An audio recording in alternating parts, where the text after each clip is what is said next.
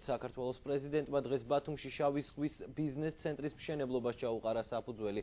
ცენტრის საძირკველში კაფსულა რუსეთში მოღვაწე ქართველმა მომღერალმა დიანა ლაბაძემ ჩადო.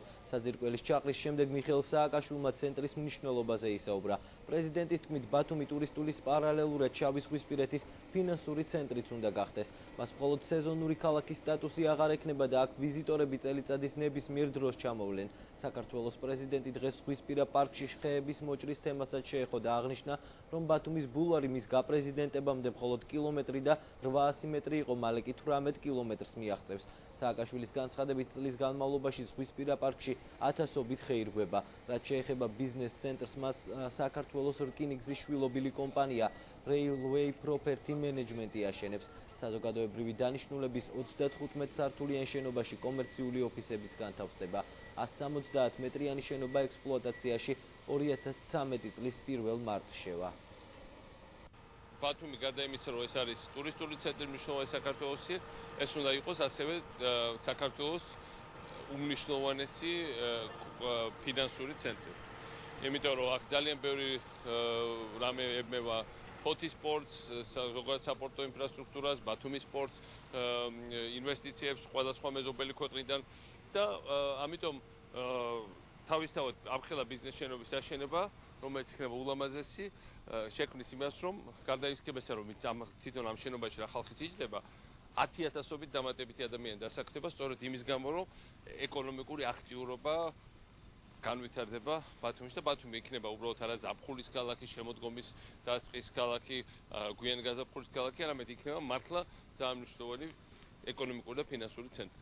ეს არის ჩემი პროექტი, იმიტომ თბილისი ეს არის, რა თქმა უნდა, საქართველოს დედაქალაქი, საქართველოს მთავრობის ქალაქი, ქუთაისი არის საპარლამენტო დედაქალაქი და ბათუმი უნდა იყოს უმნიშვნელოვანესი ფინანსური ცენტრი საქართველოსთვის. და ეს არის საქართველოს დეცენტრალიზაცია, ჩვენი გეოგრაფიის შეცვლა, გავრცობა.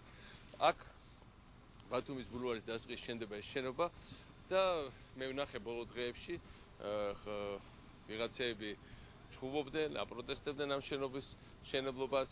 მე მესმის იმ ხალხის, ვინც ნერვიულობს, რომ მართლა ბულვარი უნდა დაცული იქნას, მაგრამ ახლა ბულვარი მე როცა გავხდი პრეზიდენტი, იყო კილომეტრი და 800 მეტრი. და ეხლა 8 კილომეტრი 200 და ემატება კიდე 10 კილომეტრი და იქნება 18 კილომეტრი. და 10-ობით 1000 ხე დაირგა უკვე და 100-ობით 1000 ახალი ხე დაირგვება. და მაგრამ თავარი ახლა ვისაც ნერვებს უშლის აღშენებლობა, ეს ახალი ცენტრები, ამას მე ნამდვილად აქ ზურგზე მოვიკიდებ ჩემი პრეზიდენტობის შემდეგ და არც სამუდამოდ ვაპირებ ცხოვრებას და თან არ წავიხი. ყველაფერი ეს რჩება აქაურობას, ხო? და ამიტომ არის ის ხალხი, ვინცაც ყოველთვის ყველაფერი ახალშენობა, ახალი კარგი აღიზიანებს და სისხლს ასხავს ბოღმისგან, აი მართლა და არის დანარჩენი საქართველოს, თლიანი საქართველოს საზოგადოება, ხალხი, ვისაც მოენატრა აღშენობა, მოენატრა უკეთესი მომავალი, ესმის კარგად ამის ფასი დასაქმებისთვის, თავის შვილების ხვალინდელი დღისთვის და პრაქტიკულად მთელი საზოგადოება აქ ყველა ნორმალური ადამიანი ამას ბოლომდე უჭერს ხარს და ჩვენ ამ ხალხისთვის ვაკეთებთ ამას, ამ ხალხის სახელით და ამ ხალხის უკეთესი მომავლისთვის.